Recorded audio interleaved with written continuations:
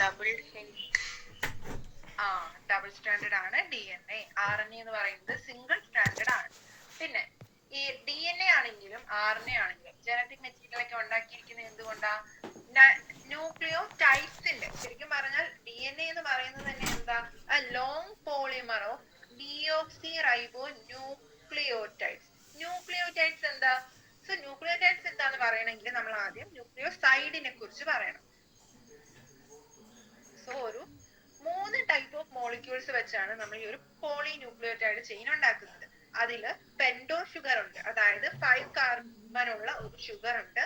അതിന്റെ കൂടെ തന്നെ നൈട്രജൻ ബേസും, അതല്ലാതെ വേറെ ആരാ ഉള്ളത്? Phosphate group. ഈ 3 പേരാണ് നമ്മുടെ ന്യൂക്ലിയോടൈഡ് ഫോം ചെയ്യാനായിട്ട് വേണ്ട ആൾക്കാര്. അതിൽ തന്നെ പെന്റോ ഷുഗറിനും നൈട്രജൻ ബേസിനെയും കൂടെ ഒരുമിച്ച് നമ്മൾ പറയുന്ന പേരാണ് ന്യൂക്ലിയോസൈഡ്. ആരൊക്കെയാ ഉള്ളത് ന്യൂക്ലിയോസൈഡില്?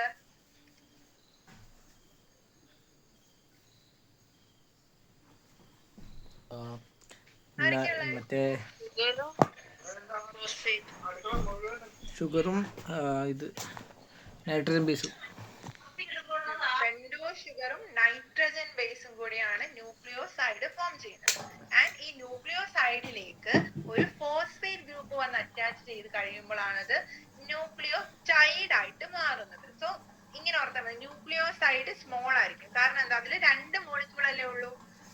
ശരിക്കും അത് ചെറുതാമല്ല, ജസ്റ്റ് ഒരു കോഡ് പോലെ ഓർത്തിരുന്നാൽ മതി. ന്യൂക്ലിയോസൈഡ് സൈഡ് എന്തായിരിക്കും? അതിൽ 2 ആൾക്കാരേ ഉള്ളൂ. ഒരാള് ഷുഗറും അടുത്ത ആള് നൈട്രജൻ ബേസും. ന്യൂക്ലിയോടൈഡ് ആകുമ്പോ കുറച്ചും കൂടി ഒരു മോളിക്യൂളും കൂടി അതിൽ എക്സ്ട്രാ വരും. ആരാ വരുന്നത്? ഫോസ്ഫേറ്റ് ഗ്രൂപ്പ് ആഡ് ആകും.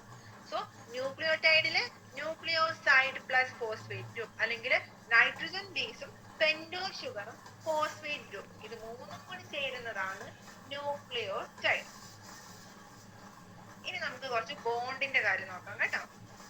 സോ ഈ ന്യൂക്ലിയോടൈഡും പെന്റോ ഷുഗറും അത് ഫോസ്ഫേറ്റ് ഗ്രൂപ്പും ഒക്കെ എന്ത് ചെയ്യണം? നമ്മൾ ഈ ഒരു ലിങ്ക് ചെയ്ത് അല്ലെങ്കിൽ ബോണ്ട് ഫോം ചെയ്ത് വേണം അതിനെല്ലാം കൂടി ഒരു ചെയിൻ ആക്കി മാറ്റാൻ. ഒരു നമ്മളിപ്പോ ബീഡൊക്കെ കോർക്കത്തില്ലേ, മുത്തൊക്കെ കോർക്കുന്ന പോലെ ഇതിനെ ജോയിൻ ചെയ്ത് ബോണ്ട് ഉപയോഗിച്ച്, ലിങ്കേജ് ഉപയോഗിച്ച് ജോയിൻ ചെയ്ത് വേണം നമുക്ക് അതിനൊരു ലോങ് ചെയിൻ ആക്കി മാറ്റാൻ.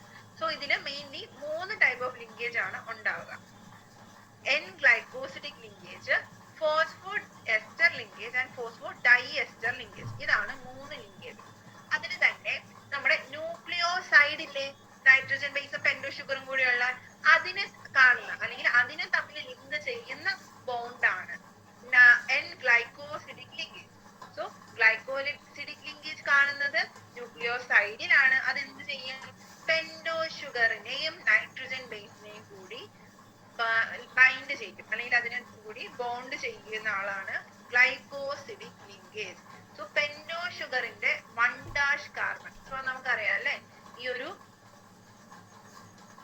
വരയ്ക്കാൻ പറ്റുന്നില്ല. സോ ഈ നിൽക്കുന്ന ഒരു പെന്റോ ഷുഗർ 5 സൈഡഡ് ആയിട്ടുള്ള ഷുഗറിന്റെ 1' കാർബൺ, നമ്മളിങ്ങനെ നമ്പർ കൊടുക്കില്ലേ, 1', 2', 3', 4' and 5'. അതില് 1' കാർബണിലാണ് നൈട്രജൻ ബേസ് വന്ന് ബോണ്ട് ചെയ്യുന്നത്. അങ്ങനെ ഫോം ചെയ്യുന്ന 1' കാർബണിൽ നിന്ന് നൈട്രജൻ ബേസിലേക്ക് ഫോം ചെയ്യുന്ന ലിങ്കേജിന് പറയുന്ന പേരെന്താ?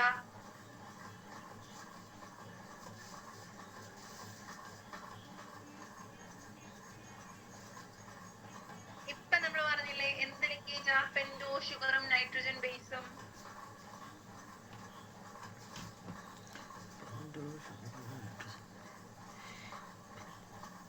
ഗ്ലൈക്കോസിഡിക് ആണ് ജി. Glycosidic linkage. അപ്പൊ പെന്റോ ഷുഗറും നൈട്രജൻ ബേസ് എന്ന് പറഞ്ഞ് ഓർക്കണം. ഏത് ലിങ്കേജ് വരും? Glycosidic linkage.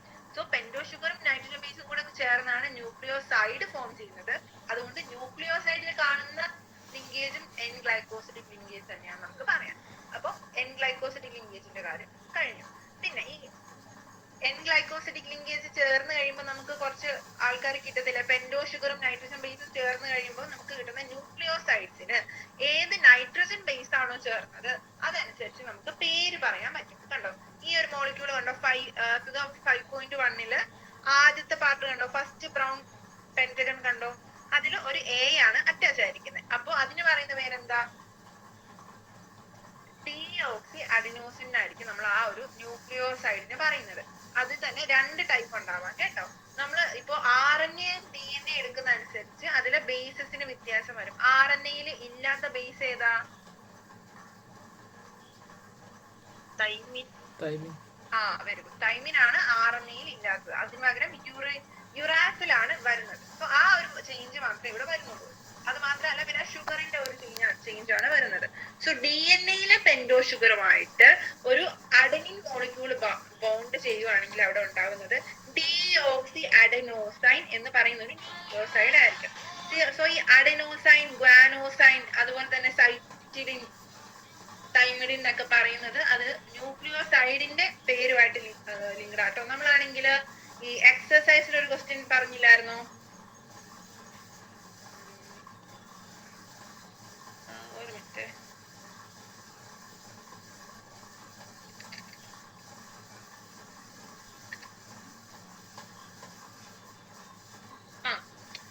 നൈട്രജൻ ബേസിസിനെയും ന്യൂക്ലിയോസൈഡ്സിനെയും ഗ്രൂപ്പ് ചെയ്യാനായിരുന്നു പറഞ്ഞിരുന്നത്. അപ്പൊ അതിൽ കണ്ടോ, സൈറ്റിഡിൻ ആൻഡ് ഗ്വാനോസിൻ, അവരൊക്കെ ആരാ? സൈറ്റിഡിനും ഗ്വാനോസിനും ഒക്കെ ന്യൂക്ലിയോസൈഡ്സാ കേട്ടോ. മനസ്സിലാവുന്നുണ്ടോ ഇത്?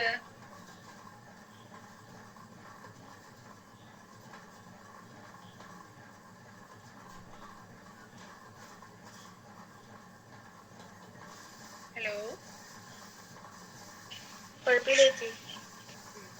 അപ്പൊ നൈട്രജൻ ബേസിസ് ഏതാണെന്ന് അറിയാമെങ്കിൽ ബാക്കി നമുക്ക് ഇതിൽ നിന്ന് ഈ ഒരു ക്വസ്റ്റിനെ നമുക്ക് കണ്ടുപിടിക്കാം. കാരണം നൈട്രജൻ ബേസിസിന് മാറ്റി നിർത്തിയാൽ ബാക്കിയുള്ളവരൊക്കെ ന്യൂക്ലിയോസൈഡ്സ് ആയിരിക്കും. ആരൊക്കെയാ നൈട്രജൻ ബേസസ്?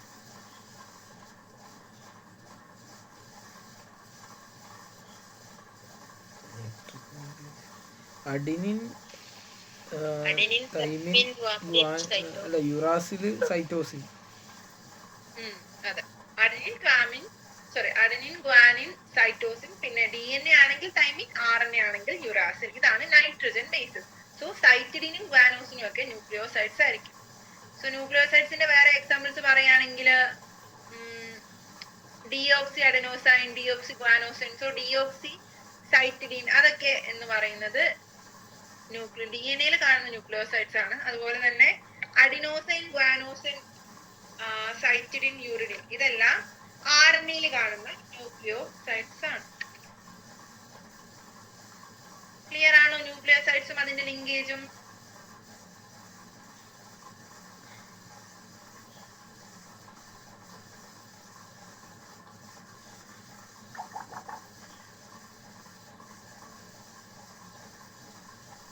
ഗ്ലൈക്കോസിഡിക് ലിങ്കേജ് ഏതിലാ കാണുന്നത്?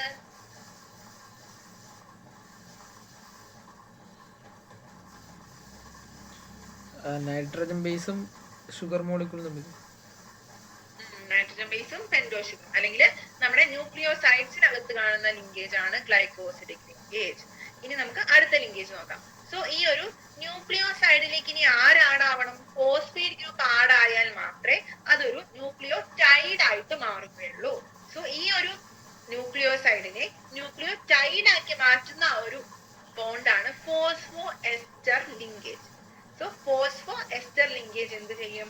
ഈ ഒരു ന്യൂക്ലിയോസൈഡിന്റെ 5' കാർബൺ ഇല്ലേ നമ്മുടെ ഷുഗറിന്റെ, അതുമായിട്ട് ഒരു ഫോസ്ഫേറ്റ് മോളിക്യൂളിനെ അറ്റാച്ച് ചെയ്യിക്കും.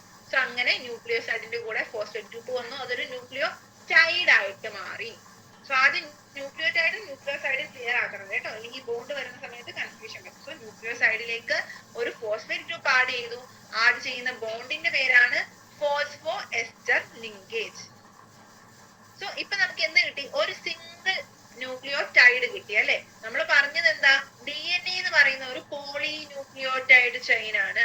ഒത്തിരി അധികം ന്യൂക്ലിയോടൈഡ്സിന്റെ ഒരു ചെയിൻ ആണ് നമ്മുടെ DNA മോളിക്യൂൾ. സോ ഇനി ബാക്കിയുള്ള ന്യൂക്ലിയോടൈഡ്സിനെ ലിങ്ക് ചെയ്ത് പോവാൻ വേണ്ടിയിട്ട് നമുക്ക് അവിടെ വേറൊരു ടൈപ്പ് ഓഫ് ബോണ്ട് ആവശ്യമുണ്ട്.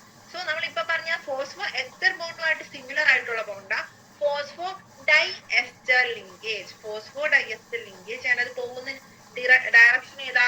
3' to 5' ഡയറക്ഷനിലായിരിക്കും ആ ഒരു ലിങ്കേജ് പോകുന്നത്. സോ എന്ത് ചെയ്യും? ഫോസ്ഫേറ്റ് മോളിക്യൂളിനെ 5' എൻഡിലായിരിക്കും, പിന്നെ ആ ഷുഗറിന്റെ 3' എൻഡ് ആയിരിക്കും കേട്ടോ ഉള്ളത്.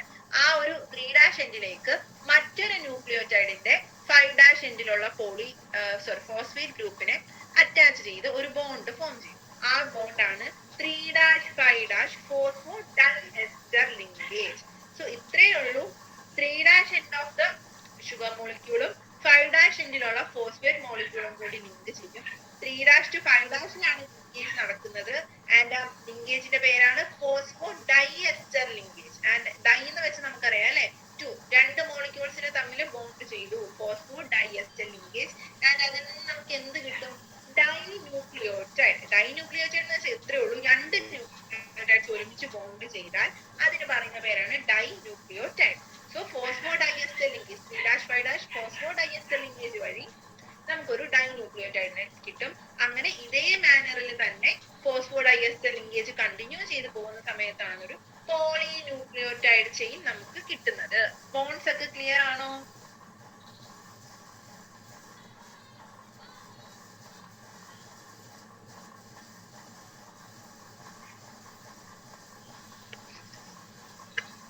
പറയണോ ഏതെങ്കിലും ഒന്നും കൂടി?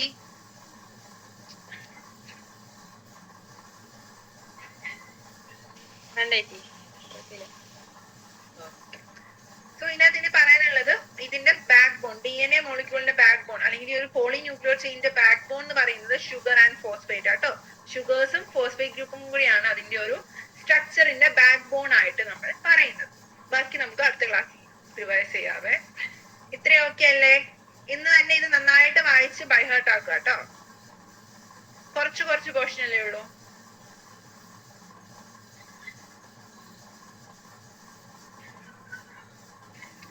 സോ നമുക്ക് പുതിയ ചാപ്റ്റർ തുടങ്ങാം. Biotechnology and its application. നമ്മൾ നേരത്തെ ഒരു ചാപ്റ്റർ പഠിച്ചു, ബയോടെക്നോളജി പ്രിൻസിപ്പിൾസ് ആൻഡ് പ്രോസസ്. അതിൽ എന്താ പറഞ്ഞത്? ബയോടെക്നോളജിയിൽ നമ്മൾ എന്തൊക്കെ മെത്തേഡ്സ് യൂസ് ചെയ്താണ് ഈ ഒരു നമുക്ക് ആവശ്യമായിട്ടുള്ള റിസൾട്ട്സിനെ കിട്ടുന്നത്, അങ്ങനെയുള്ള കാര്യങ്ങളായിരുന്നു പറഞ്ഞത്. സോ ഇനി പറയുന്നത് എന്താ? അതിന്റെ ഉപയോഗം എവിടെ, അല്ലെങ്കിൽ അതിന്റെ എന്തൊക്കെ ആപ്ലിക്കേഷൻസ് ആണ് ഈ ബയോടെക്നോളജിക്ക് ഉള്ളത് എന്നുള്ള കാര്യമാണ് ഈ ഒരു ചാപ്റ്ററിൽ പറയാൻ പോകുന്നത്. ബയോടെക്നോളജി എന്താന്ന് ഓർക്കുന്നുണ്ടോ?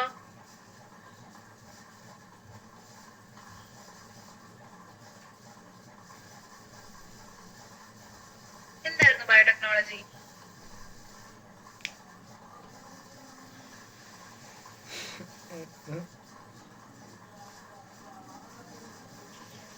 ജീൻസിനെ പറ്റിയൊക്കെയുള്ള സംഭവങ്ങളൊക്കെ അല്ലേ ജി? ഇത്രേ ഉള്ളൂ. നമ്മുടെ ആവശ്യാനുസരണം ലീവിങ് ഓർഗാനിസത്തിനെയോ അല്ലെങ്കിൽ ബയോളജിക്കൽ ആയിട്ടുള്ള എന്തെങ്കിലും സിസ്റ്റത്തിനെയോ മാനിപ്പുലേറ്റ് ചെയ്ത് നമ്മുടെ ബെനിഫിറ്റിന് വേണ്ടി യൂസ് ചെയ്യുന്നതിനെയാണ് ബയോടെക്നോളജി എന്ന് പറയുന്നത്.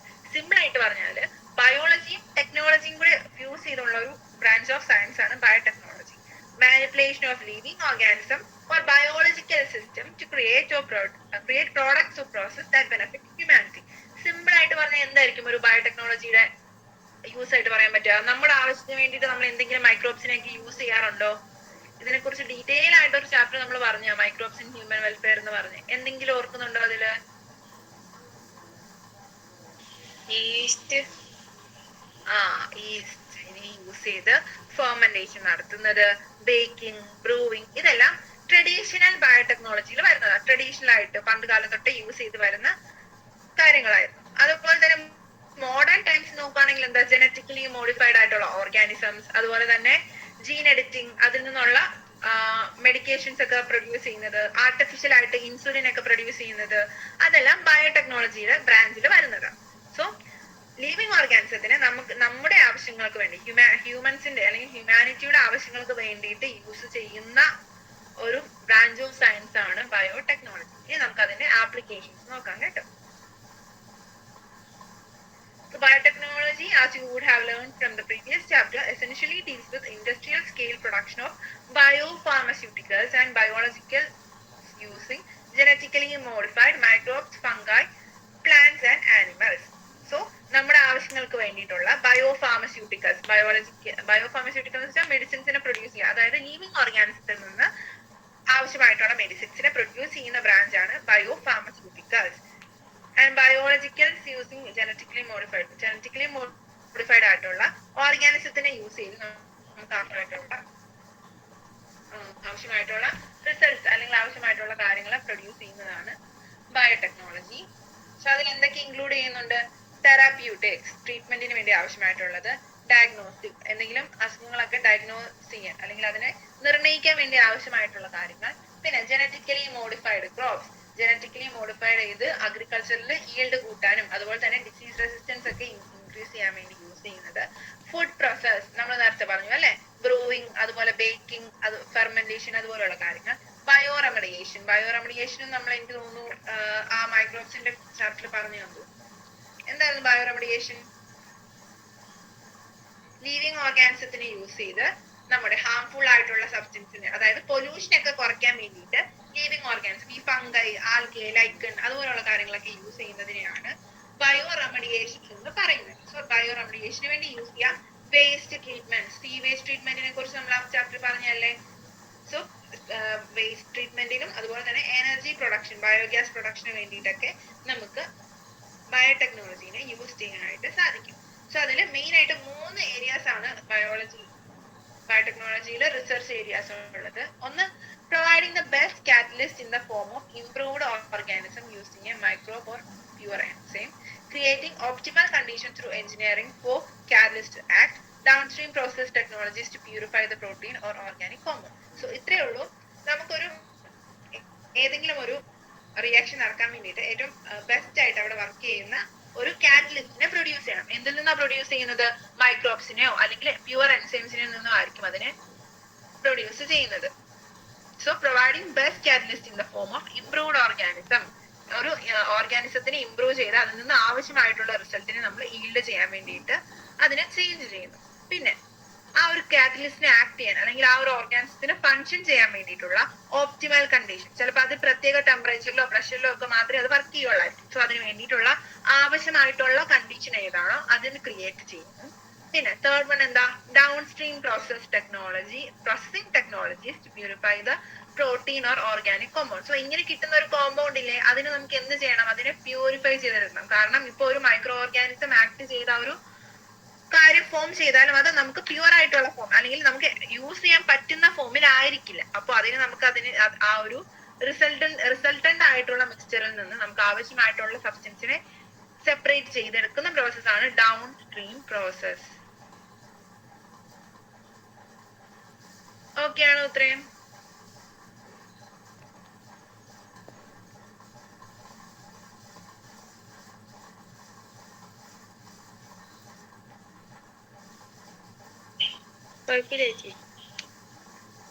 ഓക്കെ, സോ നമുക്കിനി അഗ്രികൾച്ചറിൽ എന്തൊക്കെയാണ് ബയോടെക്നോളജിയുടെ ആപ്ലിക്കേഷൻസ് നോക്കാം.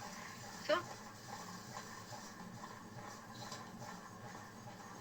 നമുക്ക് മെയിൻലി യൂസ് ചെയ്യാൻ പറ്റുന്ന എന്തിലൊക്കെയാ? ഫുഡ് ക്രോപ്സിന്റെ ക്വാളിറ്റിയും ക്വാണ്ടിറ്റിയും ഇൻക്രീസ് ചെയ്യാം. ഗ്രീൻ റെവല്യൂഷൻ എന്നൊക്കെ കേട്ടില്ലേ?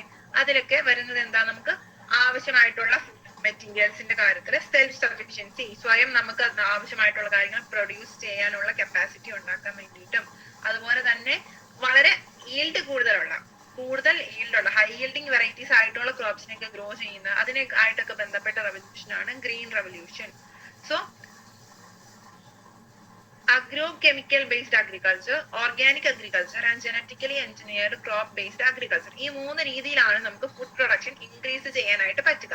അഗ്രോകെമിക്കൽ ബേസ്ഡ് അഗ്രികൾച്ചർ എന്താ? സാധാരണയായിട്ടുള്ള അഗ്രികൾച്ചർ ചെയ്യുന്നതോടൊപ്പം തന്നെ നമ്മൾ കെമിക്കലി അതിന് വേണ്ടിയിട്ടുള്ള ഫെർട്ടിലൈസേഴ്സും പെസ്റ്റിസൈഡ്സും ഒക്കെ യൂസ് ചെയ്ത് ചെയ്യുന്ന ഒരു അഗ്രികൾച്ചർ ആണ് അഗ്രോകെമിക്കൽ ബേസ്ഡ് അഗ്രികൾച്ചർ.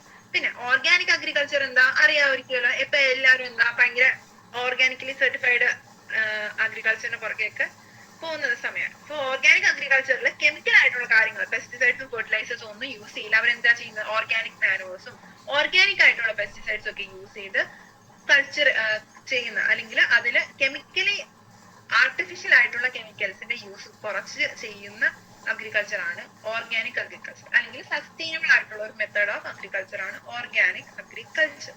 പിന്നെ മൂന്നാമത്തത് genetically engineered crop based agriculture. So അവിടെ എന്താ പറ്റുന്നത്? അവിടെ ഉള്ളൊരു പ്ലാന്റിങ്, ഇപ്പൊ ഒരു ചെടി, ആ ചെടിക്ക് എന്താ അതിന് പെട്ടെന്ന് അസുഖം വരും, അതായത് പെട്ടെന്ന് അതിനെ മറ്റ് പെസ്റ്റ് ഒക്കെ ആക്രമിക്കുന്ന ഒരു ചെടിയാണെങ്കിൽ നമ്മൾ എന്ത് ചെയ്യും? അതിനെ ജനറ്റിക്കലി എഞ്ചിനീയർ ചെയ്ത് ആ ഒരു കണ്ടീഷൻ മാറ്റി അതിനെ കുറച്ചും കൂടി റെസിസ്റ്റന്റ് ആയിട്ട് മാറ്റും. അങ്ങനെയുള്ള ക്രോപ്പ് ഗ്രോ ചെയ്യുമ്പോൾ നമുക്ക് കുറച്ചും കൂടി നല്ല ഈൽഡ് കിട്ടും. സോ അതാണ് genetically engineered crop based agriculture. So so food production increase ചെയ്യാൻ 3 മെത്തേഡ്സ് ഉണ്ട്. ഒന്ന് agro chemical based agriculture, 2 organic agriculture, and 3 genetically engineered crop based agriculture. Clear ആണോ ഇത്രയും?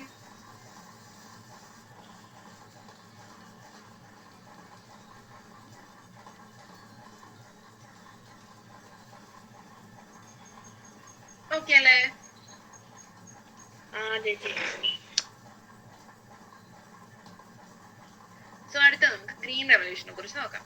So green revolution succeeded in tripling the food supply, but yet it was not enough for feeding the growing human population. Increasing yields have partly been due to the use of improved crop varieties, but mainly due to the use of better management practices and use of agrochemicals. However, for farmers in developing world, agrochemicals are often expensive, and further increasing in yield with existing varieties are not possible using conventional breeding.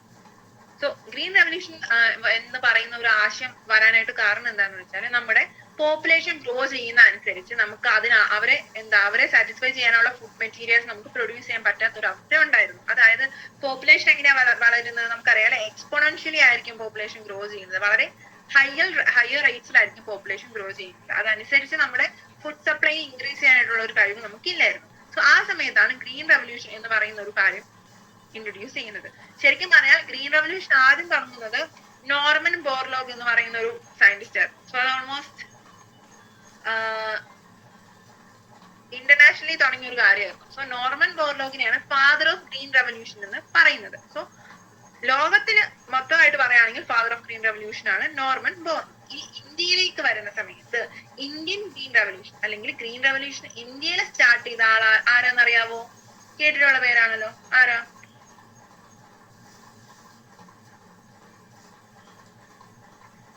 ഇന്ത്യയിൽ green revolution start ചെയ്തത്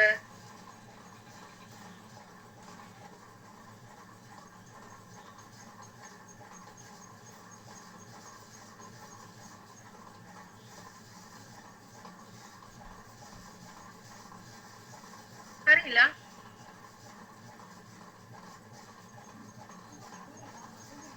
MS Swaminathan എന്ന് കേട്ടിട്ടുണ്ടോ?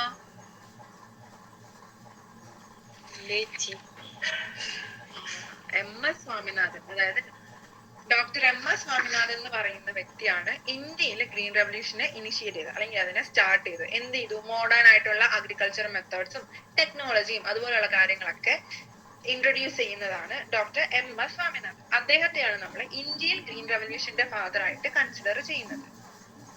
Indian green റെവല്യൂഷന്റെ father ആരാന്ന് ചോദിച്ചാൽ MS Swaminathan എന്ന് വേണം പറയാൻ. So എന്ത് ചെയ്തു? അവർ എങ്ങനെ ഈ ഒരു ഗ്രീൻ റെവല്യൂഷൻ സ്റ്റാർട്ട് ചെയ്തല്ല അതിനെ പോസിബിൾ ആക്കിയത്? സോ ഈ നമുക്കുള്ള ക്രോപ്സിൽ നിന്ന് തന്നെ അതിന്റെ ഈൽഡ് മാക്സിമം കൂട്ടണം. എന്ത് ചെയ്തു? അതിന് high yielding varieties, maximum yield കിട്ടുന്ന, നമുക്ക് മാക്സിമം അതിൽ നിന്ന് റിസൾട്ട് കിട്ടുന്ന ടൈപ്പ് ഓഫ് പ്ലാന്റ്സ്, അത്തരം ടൈപ്പ് ഓഫ് വെറൈറ്റീസിന് ഫാമേഴ്സിന് കൊടുത്തു. സോ ഹൈ ഈൽഡിങ് വെറൈറ്റീസ് ആയിട്ടുള്ള പ്ലാന്റ്സിനെ ഗ്രോ ചെയ്തു. അതുപോലെ തന്നെ ഇറിഗേഷൻ ഫെസിലിറ്റീസും മറ്റ് ടെക്നിക്കൽ ആയിട്ടുള്ള കാര്യങ്ങളും ഇംപ്രൂവ് ചെയ്തു. പിന്നെ അഗ്രോ കെമിക്കൽസ്, അതായത് ഫെർട്ടിലൈസേഷൻ പെസ്റ്റിസൈഡ്സിനെയാണ് നമ്മൾ അഗ്രോ കെമിക്കൽസ് എന്ന് പറയുക. സോ അതിന്റെ യൂസ് എന്ത് ചെയ്തു?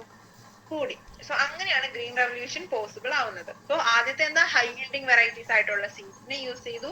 പിന്നെ good use of agro chemicals, ഫെർട്ടിലൈസേഴ്സും പെസ്റ്റിസൈഡ്സും ഒക്കെ യൂസ് ചെയ്തു. പിന്നെ ഇറിഗേഷൻ ഫെസിലിറ്റീസും അതുപോലുള്ള കാര്യങ്ങളും ഇംപ്രൂവ് ചെയ്തു.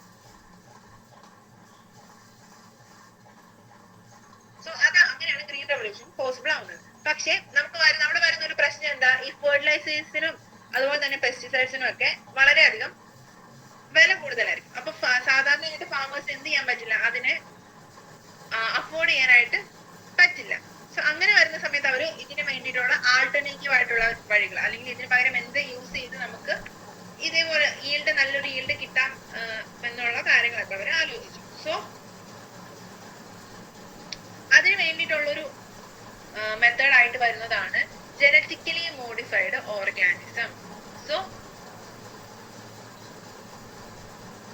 നമുക്ക് മാക്സിമം ഈൽഡ് കിട്ടാൻ വേണ്ടിയിട്ടും അതുപോലെ ഫെർട്ടിലൈസേഴ്സും കെമിക്കൽസിന്റെ യൂസ് മിനിമൈസ് ചെയ്യാൻ വേണ്ടിയിട്ടും ഒക്കെയുള്ളൊരു ഓൾട്ടർനേറ്റീവ് ആയിട്ട് വന്നൊരു സൊല്യൂഷൻ ആണ് ജനറ്റിക്കലി മോഡിഫൈഡ് ക്രോപ്സ്, അല്ലെങ്കിൽ GMC, അല്ലെങ്കിൽ അത് നമ്മൾ പറയുന്നത് ജനറ്റിക്കലി മോഡിഫൈഡ് ഓർഗാനിസം. നമുക്ക് ഏതൊരു ജീവിയിൽ, അത് പ്ലാന്റ് ആവട്ടെ ആനിമൽ ആവട്ടെ, അതിന്റെ GMO ടാഗ് ഉണ്ടെന്ന് വെച്ചാൽ എന്താ അതിന് ജനറ്റിക്കലി മോഡിഫൈ ചെയ്ത ഒരു ഓർഗാനിസം ആണെന്ന് നമ്മൾ മനസ്സിലാക്കാൻ വേണ്ടിയിട്ടാണ് GMO ടാഗ് കൊടുക്കുന്നൊക്കെ പറയുന്നത്. സോ BT കോട്ടൺ എന്നൊക്കെ കേട്ടിട്ടുണ്ടോ? BT കോട്ടൺ അതെല്ലാം ജനറ്റിക്കലി മോഡിഫൈഡ് ആയിട്ടുള്ള പ്ലാന്റ്സ് ആണ്.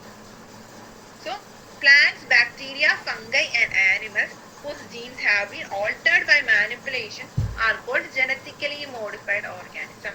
ഏതൊരു ഓർഗാനിസത്തിന്, പ്ലാന്റ്സ് ആയിക്കോട്ടെ, ബാക്ടീരിയാസ് ആയിക്കോട്ടെ, അല്ലെങ്കിൽ ആനിമൽസ് ആയിക്കോട്ടെ, എന്തെങ്കിലും ഒരു ഓർഗാനിസത്തിന് നമ്മൾ ജനറ്റിക്കലി അതിനെന്തെങ്കിലും മാറ്റം വരുത്തിയിട്ടുണ്ടെങ്കിൽ, അല്ലെങ്കിൽ ജനറ്റിക് എഞ്ചിനീയറിംഗ് യൂസ് ചെയ്ത് നമുക്ക് ആവശ്യമുള്ള രീതിയിൽ മാറ്റിയിട്ടുണ്ടെങ്കിൽ അതിന് പറയുന്ന പേരാണ് ജനറ്റിക്കലി മോഡിഫൈഡ് ഓർഗാനിസം, അല്ലെങ്കിൽ GMO. പിന്നെ ഈ ജനറ്റിക്കലി മോഡിഫൈഡ് ഓർഗാനിസത്തിന് ഒത്തിരി അഡ്വാൻറ്റേജസ് ഉണ്ട്. അഡ്വാൻറ്റേജസ് എന്ന് വെച്ചാൽ എന്തൊക്കെയായിരിക്കും? അതിന് സ്ട്രെസ്സിന് ടോളറേറ്റ് ചെയ്യാൻ പറ്റും. So abiotic stress. എന്താ അബയോട്ടിക് സ്ട്രെസ്? അബയോട്ടിക് എന്ന് വെച്ചാൽ നമുക്കറിയാം അല്ലെ, ജീവൻ ഇല്ലാത്ത. ബയോട്ടിക് എന്ന് വെച്ചാൽ ജീവനുള്ള, അബയോട്ടിക് എന്ന് വെച്ചാൽ ജീവൻ ഇല്ലാത്ത കമ്പോണൻസിനെയാണ് അബയോട്ടിക് എന്ന് പറയുന്നത്. അതിൽ തന്നെ നമുക്കറിയാം ഒരു പ്ലാന്റ് വളരുന്ന അല്ലെങ്കിൽ ഒരു ക്രോപ്പ് വളരുന്ന സമയത്ത് എന്തൊക്കെ കാര്യങ്ങൾ അതിനെ അഫക്ട് ചെയ്യാം? ബയോളജിക്കൽ ആയിട്ടുള്ള കാര്യങ്ങളും അബയോട്ടിക് ആയിട്ടുള്ള കാര്യങ്ങളും അഫക്ട് ചെയ്യാം. ഫോർ എക്സാമ്പിൾ നമ്മുടെ ഹീറ്റ്, അതുപോലെ തന്നെ വാട്ടർ ലെവൽ, ഡ്രൗട്ട്, മണ്ണിലുള്ള ഉപ്പിന്റെ അംശം, പിന്നെ ക്ലൈമറ്റ് കണ്ടീഷൻ, ഇതെല്ലാം അബയോട്ടിക് സ്ട്രെസ്സസിന് അല്ലെങ്കിൽ അബയോട്ടിക് ആയിട്ടുള്ള ഫാക്ടേഴ്സിൽ വരുന്നതാണ്.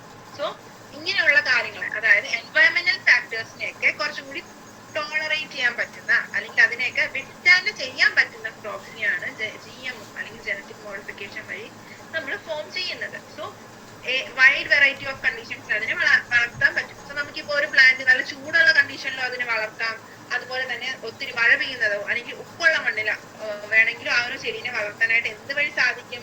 ജനറ്റിക് മോഡിഫിക്കേഷൻ വഴി സാധിക്കും. So crops are made more tolerant to abiotic stress, cold, drought, salt and heat, ഇതുപോലുള്ള കണ്ടീഷനൊക്കെ ടോളറേറ്റ് ചെയ്യാൻ പറ്റുന്ന, അതിനെയൊക്കെ വിത്ത്സ്റ്റാൻഡ് ചെയ്യാൻ പറ്റുന്ന ക്രോപ്സിന് ജനറ്റിക് മോഡിഫിക്കേഷൻ വഴി ഫോം ചെയ്തു. പിന്നെ reduce reliance on chemical pesticide. So എന്ത് ചെയ്തു? പെസ്റ്റിസൈഡ്സിന്റെ ഉപയോഗം കുറയ്ക്കാൻ വേണ്ടിയിട്ട് അവരെ പെസ്റ്റ് റെസിസ്റ്റന്റ് ക്രോപ്സ് ആക്കി മാറ്റി. പെസ്റ്റ് റെസിസ്റ്റന്റിന്റെ കാര്യം നമുക്ക് തൊട്ട് താഴത്തെ പാരഗ്രാഫിൽ ഡീറ്റെയിൽ ആയിട്ട് പറയാം കേട്ടോ. പെസ്റ്റ് റെസിസ്റ്റന്റ് വെച്ചാൽ പെസ്റ്റ് അറ്റാക്ക് ചെയ്യാണ്ട് അതിന് സ്വയം പ്രൊട്ടക്ട് ചെയ്യാനുള്ള ഒരു കപ്പാസിറ്റി ഈ ഒരു ജനറ്റിക് മോഡിഫിക്കേഷൻ വഴി കിട്ടും. അതിനെയാണ് കെമിക്കൽ അതുവഴി എന്ത് ചെയ്യാൻ പറ്റി? കെമിക്കൽ പെസ്റ്റിസൈഡ്സിനെ റിലേ ചെയ്യുന്ന, കെമിക്കൽ പെസ്റ്റിസൈഡ്സ് യൂസ് ചെയ്യുന്നത് കുറയ്ക്കാനായിട്ട് സാധിച്ചു. പിന്നെ help to reduce post harvest losses. So നമുക്ക് എന്തെങ്കിലും ഹാർവെസ്റ്റ് ചെയ്ത് കഴിഞ്ഞാലും ചില സമയത്ത് എന്ത് പറ്റും? അതിൽ നിന്ന് എന്തെങ്കിലും പ്രോപ്പർ ആയിട്ട് സ്റ്റോർ ചെയ്തില്ലെങ്കിലോ അല്ലെങ്കിൽ എന്തെങ്കിലും ഡിസീസ് ഒക്കെ അഫക്ട് ചെയ്താണെങ്കിലും നമുക്ക് കിട്ടുന്ന ആ ഒരു ഹാർവെസ്റ്റ്, അതിൽ നിന്നുണ്ടാകുന്ന ഈൽഡ് എങ്ങനെയായിരിക്കും? നമുക്ക് മൊത്തത്തിൽ കിട്ടുന്ന വരില്ല. അവിടെ ഉണ്ടാവുന്ന നഷ്ടങ്ങളൊക്കെ കുറയ്ക്കാൻ വേണ്ടിയിട്ടും ജനറ്റിക് മോഡിഫിക്കേഷൻ വഴി സാധിച്ചു. പിന്നെ increase efficiency of mineral usage by plant. This prevents early exhaustion of fertility of soil. നമുക്കറിയാം അല്ലെ, മണ്ണിൽ നിന്ന് ഈ ഒരു പ്ലാന്റ് അതിന്റെ ന്യൂട്രിയൻസ് വലിച്ചെടുക്കുന്നതനുസരിച്ച് മണ്ണിലുള്ള ന്യൂട്രിയൻസ് എന്തായിട്ട് വരും? കുറഞ്ഞു വരും. സോ ഈ ഒരു പ്ലാന്റ്സിന്റെ എഫിഷ്യൻസി, മിനറൽ യൂസ് ചെയ്യാനുള്ള അല്ലെങ്കിൽ മിനറൽ അബ്സോർപ്ഷന്റെ എഫിഷ്യൻസി ജനറ്റിക് മോഡിഫിക്കേഷൻ വഴി ഇൻക്രീസ് ചെയ്തു. അങ്ങനെ വരുമ്പോൾ എന്താ? ഈ സോയിൽ നിന്ന് അവർക്ക് ആവശ്യമായിട്ടുള്ള ന്യൂട്രിയൻസ് ഒക്കെ എഫിഷ്യന്റ് ആയിട്ട് വലിച്ചെടുക്കും. അങ്ങനെ ആവശ്യമുള്ള രീതിയിൽ മാത്രം യൂസ് ചെയ്യുന്നത് കൊണ്ട് മണ്ണിൽ നിന്നുള്ള ഫെർട്ടിലിറ്റി പെട്ടെന്ന് കുറയില്ല. അതായത് സാധാരണയായിട്ട് എങ്ങനെ യൂസ് ചെയ്യണോ അതുപോലെ കുറയുള്ളൂ, അല്ലാതെ നേരത്തെ തന്നെ സോയിലിന്റെ ഫെർട്ടിലിറ്റിനെ അത് അഫക്ട് ചെയ്യില്ല. സോ പ്ലാന്റ്സിന്റെ മിനറൽ യൂസേജിന്റെ എഫിഷ്യൻസി കൂട്ടി. ആൻഡ് ഫിഫ്ത് പോയിന്റ് എന്താ? Enhance nutritional value of food. Golden rice അല്ലെങ്കിൽ വിറ്റമിൻ എ എൻറിച്ച്ഡ് റൈസ്. ആ ഗോൾഡൻ റൈസ് ഇമ്പോർട്ടന്റ് ആണ് കേട്ടോ, അത് പ്രത്യേകം ഓർത്തിരിക്കണം. സോ ഇതുവഴി ജനറ്റിക് മോഡിഫിക്കേഷൻ വഴി എന്ത് ചെയ്യുന്നു? അവര് സാധാരണയായിട്ട് കിട്ടുന്ന ഫുഡിൽ നിന്നുള്ള ന്യൂട്രിയന്റ് വാല്യൂ കുറച്ചുകൂടി ഇൻക്രീസ് ചെയ്തു ജനറ്റിക് മോഡിഫിക്കേഷൻ വഴി. ഈ ഗോൾഡൻ റൈസ് എന്ന് പറയുന്നത് തന്നെ സാധാരണയായിട്ടുള്ള റൈസിന്റെ വെറൈറ്റിയിൽ അവർ എന്ത് ചെയ്തു? ജനറ്റിക് എഡിറ്റിംഗ് നടത്തി അതിലെ വിറ്റമിൻ എയുടെ കണ്ടന്റ് കൂട്ടി. സോ സാധാരണയുള്ള ഒരു റൈസിൽ നിന്ന് കിട്ടുന്നതിലും കൂടുതൽ എമൗണ്ട് ഓഫ് വിറ്റമിൻ എ നമുക്ക് ഈ ഒരു ജനറ്റിക് മോഡിഫിക്കേഷൻ നടത്തിയ ഗോൾഡൻ റൈസിൽ നിന്ന് കിട്ടും. സോ ഇതുകൊണ്ട് നിന്ന് നമുക്ക് എന്ത് പറ്റും? ഈ ന്യൂട്രിയൻ ഡെഫിഷ്യൻസി പോലെയുള്ള ഡെഫിഷ്യൻസി ഡിസീസസ് ഒക്കെ കുറയ്ക്കാൻ പറ്റും. അതുപോലെ തന്നെ കുറച്ചും കൂടി ഹെൽത്തി ആയിട്ടുള്ള ആൾക്കാരെ അല്ലെങ്കിൽ ഹെൽത്തി ആയിട്ടുള്ള ഇൻഡിവിജ്വൽസിനെ നമുക്ക് കിട്ടും, സപ്പോർട്ട് ചെയ്യാനായിട്ട് പറ്റും. സോ അതിന് വേണ്ടിയിട്ടാണ് ഗോൾഡൻ റൈസ് ഒക്കെ ഇൻട്രൊഡ്യൂസ് ചെയ്യുന്നത്. ഗോൾഡൻ റൈസ് മാത്രമല്ല, വേറെ പല ഇതുണ്ട് കേട്ടോ. സോ ഫുഡിന്റെ ന്യൂട്രീഷണൽ വാല്യൂ ഇൻക്രീസ് ചെയ്തു. എക്സാമ്പിൾ ആണ് ഗോൾഡൻ റൈസ്. ഗോൾഡൻ റൈസിൽ വിറ്റമിൻ എ ഇൻക്രീസ് ചെയ്തു. വിറ്റമിൻ എ എൻറിച്ച്ഡ് ആയിട്ടുള്ള റൈസ് ആണ് ഗോൾഡൻ റൈസ്. അതിൽ ബീറ്റ കരോട്ടിന്റെ അളവ് കൂടുതലായിരിക്കും. ബീറ്റ കരോട്ടിൻ ആണ് പിന്നീട് വിറ്റമിൻ എ ആയിട്ട് മാറുന്നത്. പിന്നെ ഇതിന് ഈ ഗോൾഡൻ റൈസ് എന്ന് പറയുന്നത് എന്താന്ന് വെച്ചാൽ ഇതിന്റെ അരിമണിയില്ലേ അതിന്റെ കളർ യെല്ലോ കളർ ആയിരിക്കും. ഒരു ഗോൾഡൻ അല്ലെങ്കിൽ ഒരു യെല്ലോയിഷ് കളർ ഉള്ളത് കൊണ്ടാണ് ഇതിന് ഗോൾഡൻ റൈസ് എന്ന് പറയുന്നത്. ഏത് വിറ്റമിനാ ഗോൾഡൻ റൈസിൽ കൂടുതലുള്ളത്?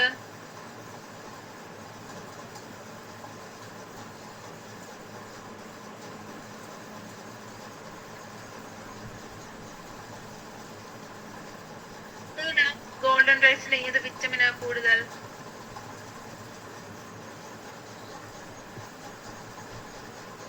സ്റ്റാർച്ച് ലേജി സ്റ്റാർച്ച് അല്ല, വിറ്റമിൻ എ. സ്റ്റാർച്ച് ഉണ്ടോ? സ്റ്റാർച്ച് ഇല്ലേ? നമ്മൾ വിറ്റമിൻ എയുടെ കാര്യമാണ് മെയിൻ ആയിട്ട് പറയുന്നത്. കാരണം ജനറ്റിക് എഞ്ചിനീയറിംഗ് സാധാരണ റൈസിൽ സ്റ്റാർച്ച് ഉണ്ടല്ലോ. അപ്പൊ ഈ ഗോൾഡൻ റൈസിനകത്ത് എന്താ ചെയ്യുന്നത്? വിറ്റമിൻ ഡെഫിഷ്യൻസി അല്ലെങ്കിൽ വിറ്റമിൻ എയുടെ ഡെഫിഷ്യൻസി കാരണം ഉണ്ടാകുന്ന അസുഖങ്ങൾ കുറയ്ക്കാൻ വേണ്ടിയിട്ട് അവർ എന്ത് ചെയ്തു? ഇതിന്റെ ന്യൂട്രീഷൻ അല്ലെങ്കിൽ അതിന്റെ ന്യൂട്രീഷണൽ വാല്യൂ കൂട്ടി. എന്ത് ചെയ്താ കൂട്ടിയത്? വിറ്റമിൻ എയുടെ അളവ് ഈ ഒരു റൈസിൽ കൂടുതലായിരിക്കും. വിറ്റമിൻ എയുടെ കണ്ടന്റ് കൂടുതലായിരിക്കും. ശരിക്കും പറഞ്ഞാൽ വിറ്റമിൻ എയുടെ കണ്ടന്റ് അല്ല, ഈ ഗോൾഡൻ റൈസിനകത്ത് ബീറ്റ കരോട്ടിന്റെ അളവാണ് കൂടുതൽ. ഈ ബീറ്റ കരോട്ടിനായാണ് എന്തായിട്ട് മാറുന്നത്? നമ്മുടെ ശരീരത്തില് വിറ്റമിൻ എ ആയിട്ട് മാറുന്നത്. ക്യാരറ്റിലൊക്കെ ഉള്ള ഒരു കമ്പോണന്റ് ആണ് ബീറ്റ കരോട്ടിൻ. അതിനൊരു ഓറഞ്ച് കളർ ആയിരിക്കും കേട്ടോ. ക്ലിയർ ആയോ അത്?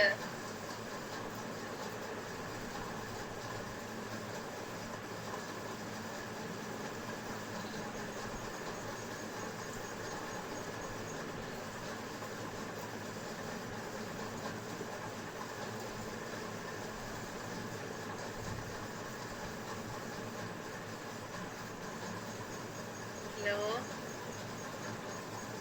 ഓക്കെ ചേച്ചി.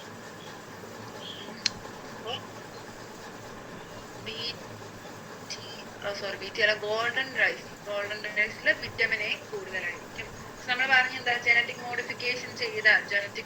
ജനറ്റിക്കലി മോഡിഫൈ ചെയ്ത ക്രോപ്സിന്റെ അഡ്വാൻറ്റേജ് എന്തൊക്കെയാണെന്നായിരുന്നു പറഞ്ഞത്. എന്തായിരുന്നു ഫസ്റ്റ് പോയിന്റ്? അവർക്ക് അബയോട്ടിക് സ്ട്രെസ്സിനെ ടോളറേറ്റ് ചെയ്യാൻ പറ്റും. എൻവയറമെന്റൽ കണ്ടീഷൻസ് ഹാർഷ് ആണെങ്കിലും അവർക്ക് നോർമലി തന്നെ ഗ്രോ ചെയ്യാൻ പറ്റും. സോ അതായിരുന്നു first point. The crops are more tolerant to abiotic stress അല്ലെങ്കിൽ environmental factors such as cold, drought, salt and heat. പിന്നെ രണ്ടാമത്തെ പോയിന്റ് എന്തായിരുന്നു? കെമിക്കൽ പെസ്റ്റിസൈഡ്സിനെ ഡിപ്പെൻഡ് ചെയ്യുന്നത് കുറയ്ക്കാനായിട്ട് സാധിക്കും. എങ്ങനെ? പെസ്റ്റ് റെസിസ്റ്റന്റ് ക്രോപ്സ് വഴി. പെസ്റ്റ് റെസിസ്റ്റന്റ് ക്രോപ്സിന്റെ കാര്യം നമുക്ക് പറയാം. പിന്നെ മൂന്നാമത്തെ point post harvest losses. Harvest കഴിഞ്ഞ് വിളവെടുപ്പ് കഴിഞ്ഞുണ്ടാകുന്ന നഷ്ടത്തിനെ കുറയ്ക്കാനായിട്ട് സാധിച്ചു. നാലാമത്തെ point increased efficiency of mineral usage by plants. പ്ലാന്റ്സിന്റെ മിനറൽസ് യൂസ് ചെയ്യാനുള്ള കപ്പാസിറ്റി അതിനെ ഇൻക്രീസ് ചെയ്തു. സോ അതുവഴി സോയിലിന്റെ ഫെർട്ടിലിറ്റി കുറച്ച് നാളത്തേക്ക് കൂടി അതിനെ നിലനിർത്താനായിട്ട് സാധിക്കും. ആൻഡ് അഞ്ചാമത്തെ പോയിന്റ് എന്താ? Nutritional value. ഫുഡിന്റെ ന്യൂട്രീഷണൽ വാല്യൂ കൂട്ടി. Enhance nutritional value of the food. അതിൽ എക്സാമ്പിൾ ഏതായിരുന്നു? എക്സാമ്പിൾ?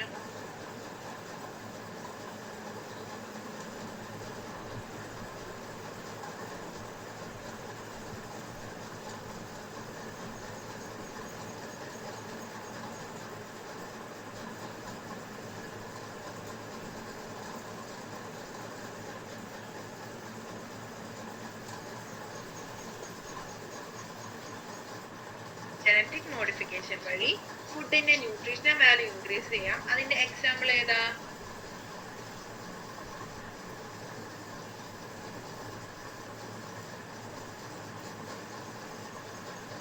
ഗോൾഡൻ റൈസ് അല്ലേ ജി? ഗോൾഡൻ റൈസ് ആണ് അതിന്റെ ആൻസർ. അതില് ഏത് വൈറ്റമിനാ കൂടുതലുള്ളത്? അതിനകത്ത് വിറ്റാമിൻ എ. വൈറ്റമിൻ എ ആണ് ഗോൾഡൻ റൈസിൽ കൂടുതലുള്ളത്. സോ അത്രയാണ് ജനറ്റിക് മോഡിഫിക്കേഷൻ അല്ലെങ്കിൽ ജനറ്റിക്കലി മോഡിഫൈഡ് പ്ലാന്റ്സിന്റെ അഡ്വാൻറ്റേജ് അല്ലെങ്കിൽ അതിന്റെ ക്യാരക്ടറിസ്റ്റിക്സ്. ഈ 5 പോയിന്റ് ഓർത്തോണം കേട്ടോ. ക്ലിയർ ആണോ? ഇത്രയും ഡൗട്ട് എന്തെങ്കിലും ഉണ്ടോ?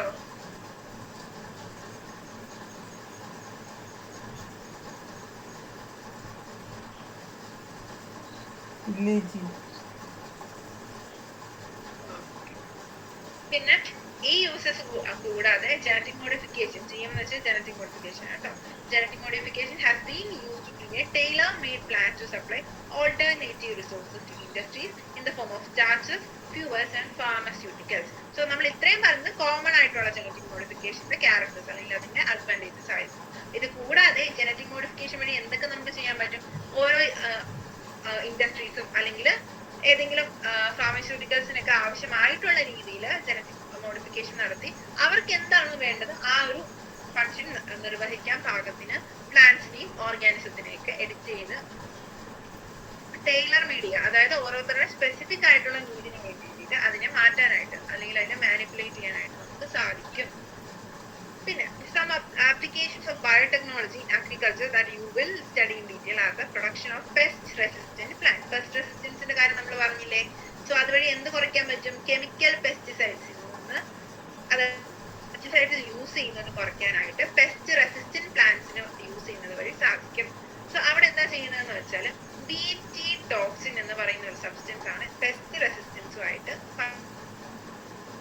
ഫങ്ഷൻ ചെയ്യുന്നത്. സോ BT ടോക്സിൻ എന്ന് പറയുന്നത് നമുക്ക് കിട്ടുന്നതിൽ നിന്നാണ്. ബാസിലസ് തുറിഞ്ചെൻസിസ് എന്ന് പറയുന്ന ഒരു ബാക്ടീരിയ എന്ത് ചെയ്യും? BT ടോക്സിൻ എന്ന് പറയുന്ന ഒരു സബ്സ്റ്റൻസിനെ പ്രൊഡ്യൂസ് ചെയ്യും. ഈ ബാസിലസ് തുറിഞ്ചെൻസിസിനകത്ത് ഒരു ജീൻ ഉണ്ട്, ഒരു ക്രൈ ജീൻ എന്നൊക്കെ പറയും കേട്ടോ.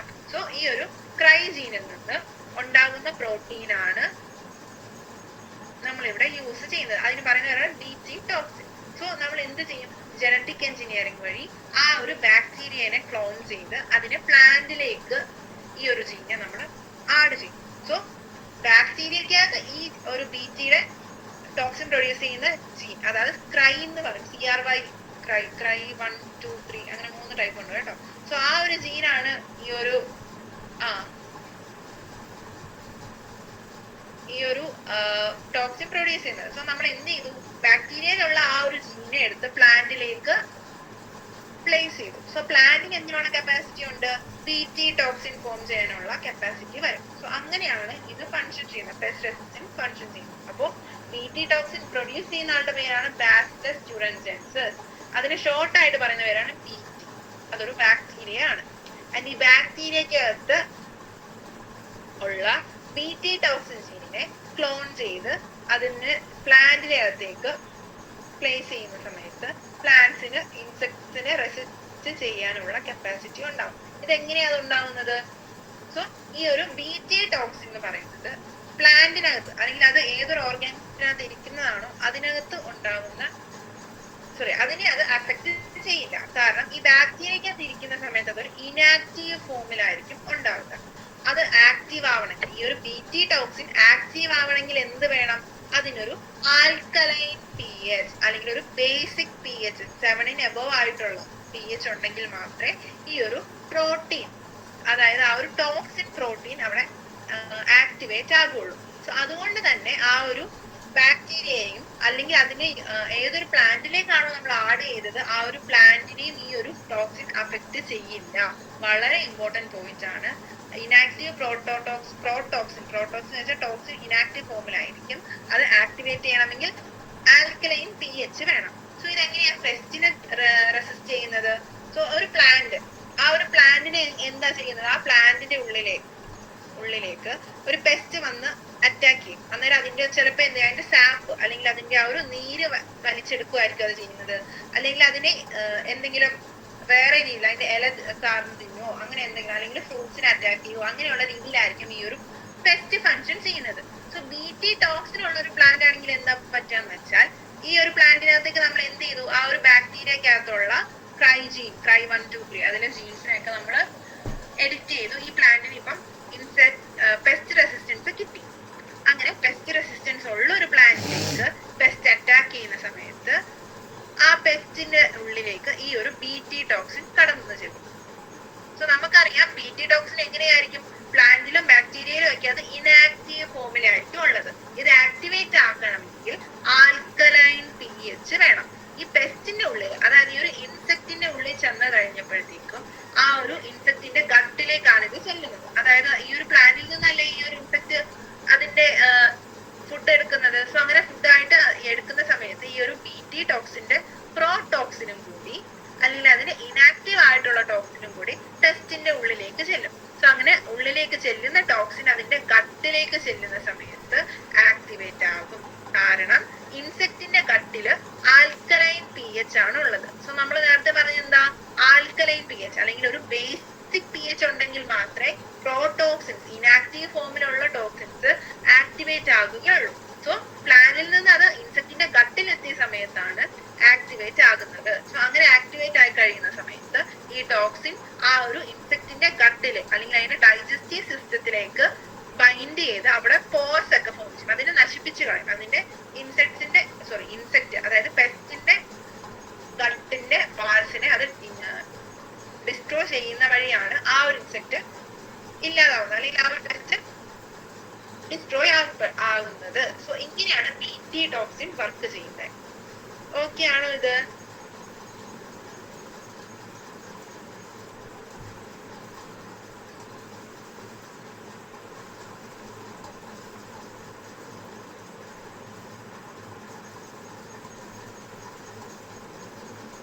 ഡൗട്ട് ഉണ്ടോ എന്തെങ്കിലും?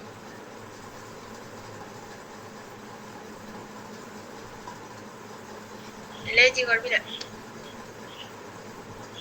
സോ എന്തുകൊണ്ടാ ആ ഒരു പ്ലാന്റിനെ ഈ ഒരു ടോക്സിൻ അഫക്ട് ചെയ്യാതിരുന്നത്?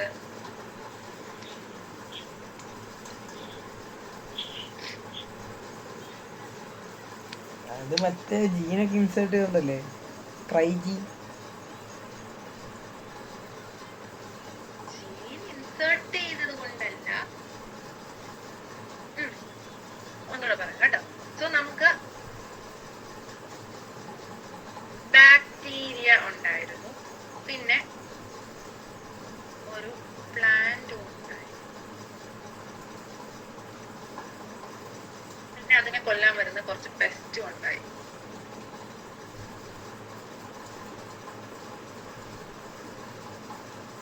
ഇതില് ഈ ബാക്ടീരിയ ആരാ? ബാസിലസ് സ്റ്റുഡൻജനസിസ് BT ബാക്ടീരിയ ആണ് ഇത്. ഇതിനകത്തുള്ള ഒരു സ്പെസിഫിക് ആയിട്ടുള്ള ഒരു ജീന, അതിന്റെ DNA ഉള്ള ഒരു ജീനാണ് ആര്? ക്രൈജീൻ.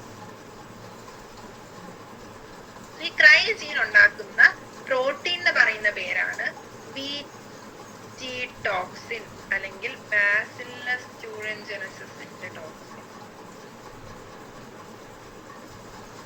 സോ ബാസിലസ് സ്റ്റുഡൻജനസിസിൽ ക്രൈജീൻ ഉണ്ട്. അതെന്ത് ചെയ്യും? BT ടോക്സിനെ പ്രൊഡ്യൂസ് ചെയ്യും. സോ നമുക്ക് എന്താ ചെയ്യേണ്ടത്? ഈ ഒരു ജീനിനെ നമുക്ക് അതിൽ നിന്ന് സെപ്പറേറ്റ് ചെയ്ത് നമ്മുടെ ആവശ്യമായിട്ടുള്ള പ്ലാന്റിലേക്ക് പ്ലേസ് ചെയ്യണം. നമ്മൾ അതിന് ജനറ്റിക് എഞ്ചിനീയറിംഗ് നടത്തി ഈ ഒരു ക്രൈജീനെ പ്ലാന്റിന്റെ ഉള്ളിലേക്ക് കൊണ്ടുവന്നു. സോ ഇപ്പൊ പ്ലാന്റിന് എന്തിനുള്ള കപ്പാസിറ്റി ഉണ്ട്?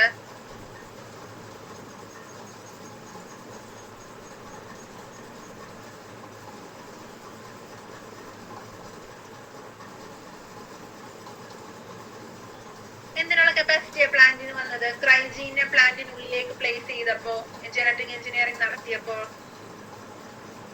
അതിന് മറ്റേ ഇതിനെ റെസിസ്റ്റ് ചെയ്യാനുള്ള കപ്പാസിറ്റി വന്നു. ഈ ഒരു പ്ലാന്റിന് BT ടോക്സിൻ പ്രൊഡ്യൂസ് ചെയ്ത് അതുവഴി ഇൻസെക്ട് അല്ലെങ്കിൽ പെസ്റ്റിനെ റെസിസ്റ്റ് ചെയ്യാനുള്ള കപ്പാസിറ്റി വന്നു. ആൻഡ് ഈ പ്ലാന്റിന്റെ ഉള്ളിൽ ഇരിക്കുന്ന സമയത്തും ബാക്ടീരിയയുടെ ഉള്ളിൽ ഇരിക്കുന്ന സമയത്തും ഈ ഒരു ടോക്സിൻ ഇനാക്റ്റീവാ. അല്ലെങ്കിൽ എന്ത് പറ്റും? ആ ഒരു പ്ലാന്റ് നശിച്ചു പോകത്തില്ലേ? ഇപ്പൊ നമ്മുടെ കയ്യില് നമ്മൾ എന്തെങ്കിലും കെമിക്കൽ ആയിട്ടുള്ള ഒരു കാര്യം ചുമ്മാ എടുത്ത് വെച്ചാൽ നമ്മളെ അത് അഫക്ട് ചെയ്യത്തില്ലേ? അപ്പൊ നമ്മൾ അതെന്ത് ചെയ്യും? അതിനെ ഒരു ഇനാക്റ്റീവ് ഫോമിൽ അല്ലെങ്കിൽ അതെന്താ നമ്മളുമായിട്ട് കറക്റ്റ് ഡയറക്റ്റ് കോണ്ടാക്ട് വരാത്ത രീതിയിൽ അതിനെ നമ്മൾ സൂക്ഷിക്കും. സോ അതുപോലെ തന്നെ ഈ ഒരു പ്ലാന്റിന് ഡയറക്റ്റ് പ്രശ്നമൊന്നും ഉണ്ടാവാതിരിക്കാൻ അതിനെ ഇനാക്റ്റീവ് ഫോമിലാണ് സൂക്ഷിച്ചു വെച്ചിരിക്കുന്നത്. ആ ഒരു കാര്യം ക്ലിയർ ആണോ?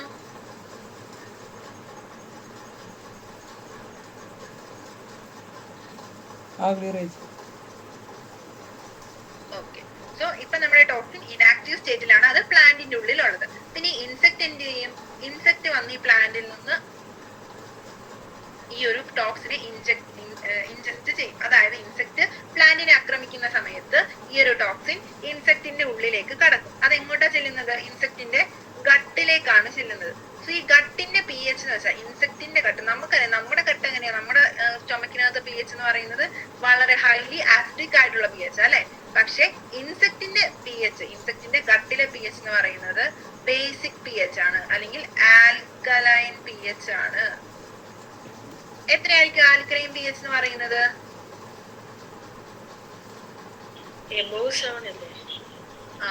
Very good. 7 എബോവ് ആയിട്ടുള്ള പി എച്ച് ആണ് ആൽക്കലൈൻ പി എച്ച്. സോ ഒരു ആൽക്കലൈൻ പി എച്ചിലേക്ക് ചെല്ലുന്ന സമയത്ത് ഈ ഒരു ടോക്സിൻ ഇനാക്റ്റീവ് ആയിട്ടുള്ള പ്രോടോക്സിൻ, പ്രോടോക്സിൻ എന്ന് വെച്ചാൽ ടോക്സിൻ ആവുന്നതിന് മുമ്പുള്ള ഫോമിനെയാണ് പ്രോടോക്സിൻ എന്ന് നമ്മൾ പറയുന്നത്. സോ ഈ ഒരു ഇനാക്റ്റീവ് ആയിട്ടുള്ള പ്രോടോക്സിൻ മാറി ആക്റ്റീവ് ഫോമിലേക്ക് വരും. അത് വരുന്നത് ഇൻസെക്ടിന്റെ ഗട്ടിനുള്ളിൽ വെച്ചല്ലേ. സോ അവിടെ വെച്ച് എന്ത് സംഭവിക്കും? ഇൻസെക്ടിന്റെ ഗട്ടിലെ സെൽസിനെ, അതായത് അതിനകത്ത് എപ്പിത്തീലിയൽ ലൈനിങ്ങിനെയൊക്കെ ഈ ഒരു ടോക്സിൻ ചെന്ന് അറ്റാക്ക് ചെയ്യും, അല്ലെങ്കിൽ അതുമായിട്ട് ബൈൻഡ് ചെയ്യും. സോ അങ്ങനെ വരുന്ന സമയത്ത് ആ ഒരു എപ്പിത്തീലിയൽ ലൈനിങ് ഒക്കെ ഡൈജസ്റ്റ് ചെയ്യും, അല്ലെങ്കിൽ അതിന് പോസ് ഒക്കെ ക്രിയേറ്റ് ചെയ്യും, അതിലെ സെൽസ് ഒക്കെ സ്വെൽ ചെയ്യും. സോ ജസ്റ്റ് ഇത്ര ഓർത്താൽ മതി, ടോക്സിൻ ചെന്ന് ഗട്ടിന്റെ ഇൻസെക്ടിന്റെ ഗട്ടിൽ വെച്ച് ആക്ടിവേറ്റ് ആവും. അങ്ങനെ ആക്ടിവേറ്റ് ആയി കഴിഞ്ഞ് അതിന്റെ ഗട്ടിനെ അത് ഡിസ്ട്രോയ് ചെയ്ത് കളയും. അങ്ങനെയാണ് ഈ ഒരു ഇൻസെക്ടിനെ അത് കൊല്ലുന്നത്. സോ പ്ലാന്റ് അഫക്റ്റ് ആവുന്നതിന് മുമ്പ്, പ്ലാന്റിനെ അഫക്ട് ചെയ്യുന്നതിന് മുമ്പ് തന്നെ ആ ഒരു ഇൻസെക്ടിനെ നമുക്ക് ഇല്ലാതാക്കാൻ സാധിച്ചു. സോ ഇങ്ങനെയാണ് അവിടെ BT ടോക്സിൻ വഴിയുള്ള പെസ്റ്റ് റെസിസ്റ്റൻസ് നടക്കുന്നത്. ക്ലിയർ ആയോ?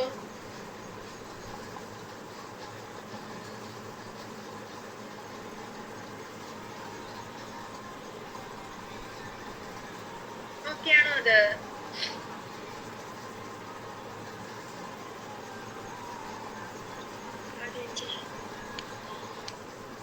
അപ്പം BT ടോക്സിൻ ആക്ടിവേറ്റ് ആവാൻ എന്താ വേണ്ടത്? എന്ത് പി എച്ച് വേണ്ടത്?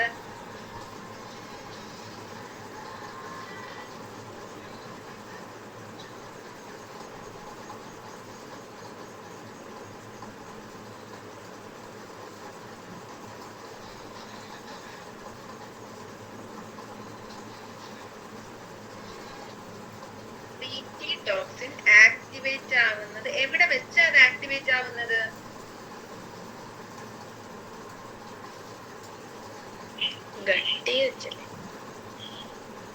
ഇൻസെക്ടിന്റെ ഗട്ടിൽ വെച്ച്, അല്ലെങ്കിൽ അതിന്റെ ഡൈജസ്റ്റീവ് സിസ്റ്റത്തിൽ വെച്ചാണ് ഈ ഒരു ടോക്സിൻ ആക്ടിവേറ്റ് ആവുന്നത്. ആൻഡ് അവിടുത്തെ പി എച്ച് എന്തായിരുന്നു? അസിഡിക്. അത് മനുഷ്യരുടെ അല്ലേ അസിഡിക്? ആൽക്കലൈൻ കേട്ടോ. ആൽക്കലൈൻ ബേസിക് ഒന്നാ, പക്ഷെ ആൽക്കലൈൻ ആണ് കുറച്ചും കൂടി സ്യൂട്ടബിൾ ആയിട്ടുള്ളത്. സോ ആൽക്കലൈൻ പി എച്ചിൽ വെച്ചാണ് ആ ഒരു BT ടോക്സിൻ ആക്ടിവേറ്റ് ആവുന്നത്. അതുവഴി അതെന്ത് ചെയ്യും? ഇൻസെക്ടിന്റെ ഗട്ടിനെ ഡൈജസ്റ്റ് ചെയ്ത് കളഞ്ഞ് ഇൻസെക്ടിനെ ഡിസ്ട്രോയ് ചെയ്യും. സോ ഇങ്ങനെയാണ് പെസ്റ്റ് റെസിസ്റ്റൻസ് BT ടോക്സിൻ വഴി ഉണ്ടാകുന്നത്.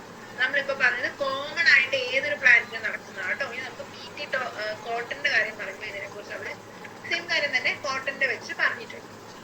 ഈ ഒരു പ്രോസസ് ക്ലിയർ ആണോ?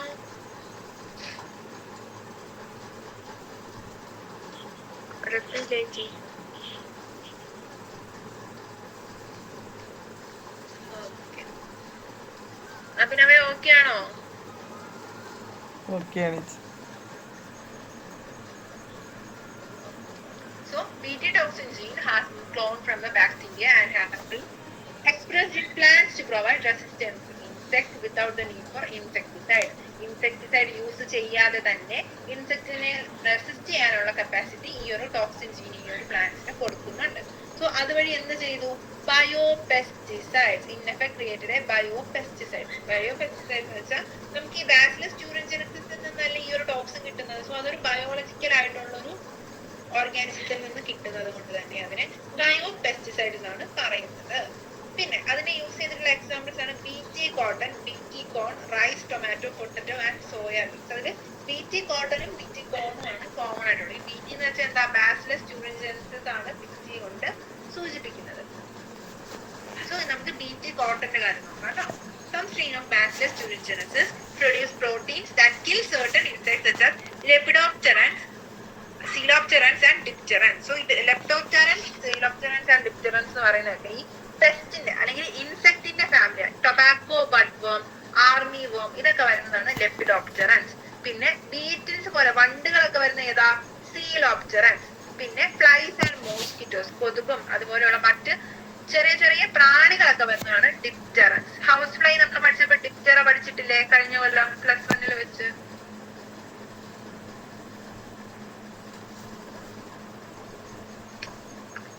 ഓർക്കുന്നുണ്ടോ?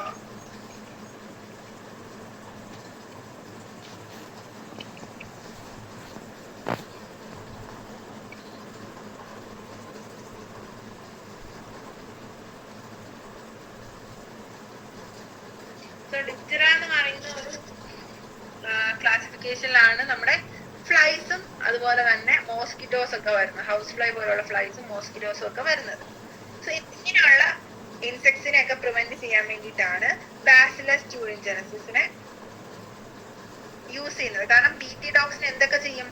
ഈ ഉള്ള ബീറ്റിൽസിനെ, മോസ്കിറ്റോസ് ആൻഡ് മോബ്സ് അതുപോലെയുള്ള കാര്യങ്ങളൊക്കെ കില്ല് ചെയ്യാനുള്ള കപ്പാസിറ്റി ഉണ്ട്. സോ അവിടെ എന്താ സംഭവിക്കുന്നതെന്ന് വെച്ചാൽ ബാസിലസ് ട്യൂറിൻജനസിന്റെ പർട്ടിക്കുലർ ഫേസ് ഓഫ് ഗ്രോത്ത്, അതിന്റെ ചില പ്രത്യേക ഫേസിൽ പ്രോട്ടീൻ ക്രിസ്റ്റൽസിനെ ഫോം ചെയ്യും. ഈ പ്രോട്ടീൻ ക്രിസ്റ്റൽസിൽ നിന്നാണ് എന്തുണ്ടാവുന്നത്? ബീറ്റി ടോക്സിൻ ഉണ്ടാവുന്നത്. ഈ പ്രോട്ടീൻ ക്രിസ്റ്റൽസിന്റെ ഉള്ളില് ഇൻസെക്ടിസൈഡൽ പ്രോട്ടീൻ, ഇൻസെക്റ്റിനെ ഡിസ്ട്രോയ് ചെയ്യുന്ന ടൈപ്പ് ഓഫ് പ്രോട്ടീൻസ് ഫോം ചെയ്യും. അങ്ങനെ ആ ഒരു ടോക്സിനെ നമ്മൾ എക്സ്ട്രാക്ട് ചെയ്താണ് പെസ്റ്റ് റെസിസ്റ്റൻസിന് വേണ്ടി യൂസ് ചെയ്യുന്നത്.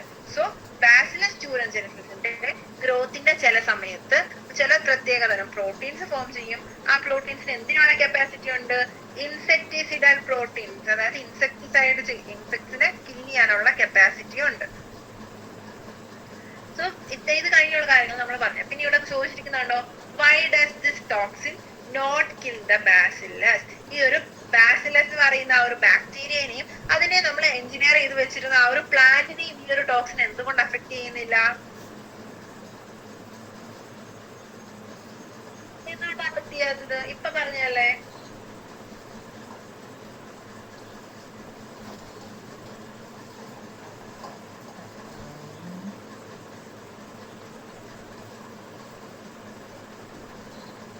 നമ്മള് ക്രൈജി ഇൻസേർട്ട് ചെയ്യുന്നുണ്ടല്ലേ ചേച്ചി? ക്രൈജീൻ ഇൻസേർട്ട് ചെയ്യുന്നത് അല്ലല്ലോ. നമുക്കറിയാം എന്താ, ഒരു ജീനിൽ നിന്ന് പ്രോട്ടീൻ പ്രൊഡ്യൂസ് ചെയ്യും അല്ലെ. അപ്പൊ ക്രൈജീനിൽ നിന്ന് ഉണ്ടാവുന്ന ടോക്സിൻ ആണേ ഉള്ളൂ. അതായത് ക്രൈജീൻ ഏത് പ്ലാന്റിലുണ്ടോ അല്ലെങ്കിൽ ഏത് ഓർഗാനിസത്തിൽ ക്രൈജീൻ ഉണ്ടോ അവിടെ ബീറ്റി ടോക്സിൻ പ്രൊഡ്യൂസ് ചെയ്യും. അതിനെ എന്തുകൊണ്ട് അവർ ഇതിനെ അഫക്ട് ചെയ്യുന്നില്ല? അതിന്റെ കാരണമാണ് ബാസിലസ് ട്യൂറിൻജനസിന്റെ ടോക്സിൻ അല്ലെങ്കിൽ ബീറ്റി ടോക്സിന് വർക്ക് ചെയ്യണമെങ്കിൽ അല്ലെങ്കിൽ ഫങ്ഷൻ ചെയ്യണമെങ്കിൽ എന്ത് വേണം? അവിടെ ആൽക്കലൈൻ pH വേണം. ആൽക്കലൈൻ pH ഇല്ലാത്തടത്തോളം കാലം അതൊരു ഇനാക്റ്റീവ് മോളിക്യൂൾ ആയിട്ട് ഇരിക്കുള്ളൂ. സിമ്പിൾ ആയിട്ട് പറയുകയാണെങ്കിൽ സോഡിയത്തിന്റെ കാര്യം അറിയത്തില്ലേ? സോഡിയം മോളിക്യൂൾ എവിടെയാണ് സ്റ്റോർ ചെയ്ത് വെക്കുന്നത്?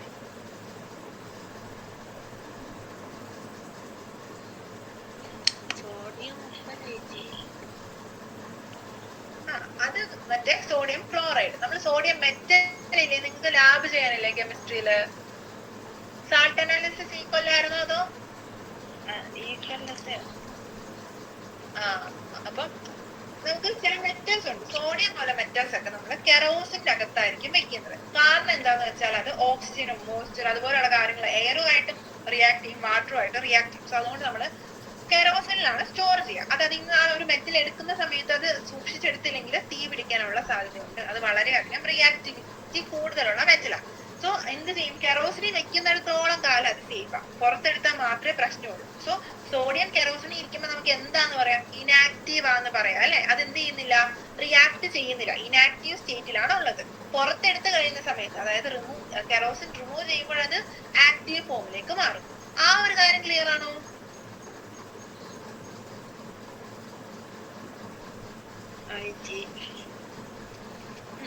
ഇതുപോലെ തന്നെ നമ്മുടെ ബീറ്റി ടോക്സിൻ ഇല്ലേ, അത് അവിടെ എന്താ സംഭവിക്കുന്നതെന്ന് വെച്ചാൽ അത് ശരിക്കും പറഞ്ഞാൽ ഇൻസെക്റ്റിന്റെ അകത്തുള്ളതും പ്ലാന്റിന്റെ അകത്തും ഉള്ളതൊക്കെ ഒരു ഇനാക്റ്റീവ് ഫോമാണ്. ഇനാക്റ്റീവ് ആയിട്ടുള്ള ഒരു പ്രോടോക്സിൻ. പ്രോടോക്സിൻ എന്ന് വെച്ചാൽ ടോക്സിന്റെ ഒരു പ്രിമിറ്റീവ് അല്ലാതെ ടോക്സിൻ ആവുന്നതിന് മുമ്പുള്ള ഒരു വേറൊരു ഫോമാണ് പ്രോടോക്സിൻ ഫോം. സോ ഒരു പ്രോടോക്സിൻ ഫോമിൽ ഇരിക്കുമ്പോൾ അത് എന്ത് ചെയ്യുന്നില്ല, റിയാക്ട് ചെയ്യുന്നില്ല. നമ്മുടെ കെറോസിനിൽ ഇരിക്കുന്ന സോഡിയം പോലെ തന്നെ അത് റിയാക്ട് ചെയ്യില്ല പ്രോടോക്സിൻ ഫോമിലുള്ള BT ടോക്സിൻ. പിന്നെ അതിന് നമ്മൾ ഒരു ഇൻസെക്റ്റിന്റെ ഗട്ടിൽ ചെല്ലുമ്പോൾ അവിടെ pH കൂടുതലായിരിക്കും.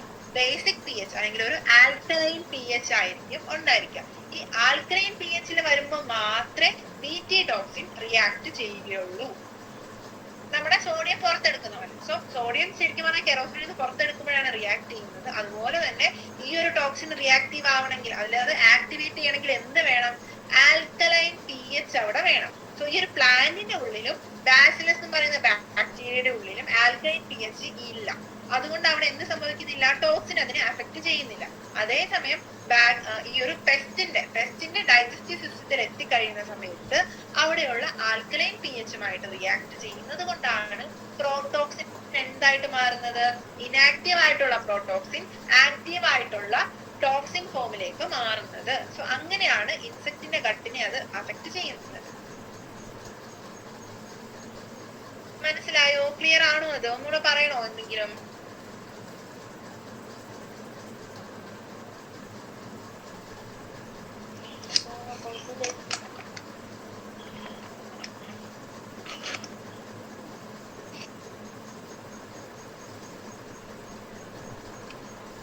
ഓക്കെ, അപ്പം BT ടോക്സിൻ എന്തുകൊണ്ടാണ് ആ ഒരു ബാസിലസിനെ എന്ന് ചോദിച്ചാൽ, BT ടോക്സിൻ ബാസിലസിൽ ഏത് ഫോമിലുള്ളത്, ഇനാക്റ്റീവ് പ്രോടോക്സിൻ ഫോമിലാണ്. ഇനാക്റ്റീവ് ആയിട്ടുള്ള പ്രോടോക്സിൻ ഫോമിലാണ് ഉള്ളത്. അതിനെ ആക്ടിവേറ്റ് ചെയ്യണമെങ്കിൽ ഈ ഒരു ഇൻസെക്ട് അതിനെ ഇൻജസ്റ്റ് ചെയ്ത് അതിനെ ഡൈജസ്റ്റീവ് സിസ്റ്റത്തിലേക്ക് അല്ലെങ്കിൽ അതിന്റെ ഗട്ടിലേക്ക് എത്തിക്കഴിയുന്ന സമയത്ത് മാത്രമേ അത് ആക്റ്റീവ് ആയിട്ട് മാറുകയുള്ളൂ. സോ അതുകൊണ്ടാണ്, അല്ലെങ്കിൽ ആൽക്കലൈൻ pHന്റെ പ്രസൻസിൽ മാത്രമേ ഈ ഒരു BT ടോക്സിൻ ആക്ടിവേറ്റ് ആവുകയുള്ളൂ. അതുകൊണ്ടാണ് അത് ബാസിലസിനെയും അഫക്ട് ചെയ്യുന്നില്ല, അതുപോലെ തന്നെ പ്ലാന്റിനെയും, നമ്മൾ ഏത് പ്ലാന്റിനെയാണോ യൂസ് ചെയ്യുന്നത് അതിനും അഫക്ട് ചെയ്യാത്തത്. ക്ലിയർ അല്ലേ?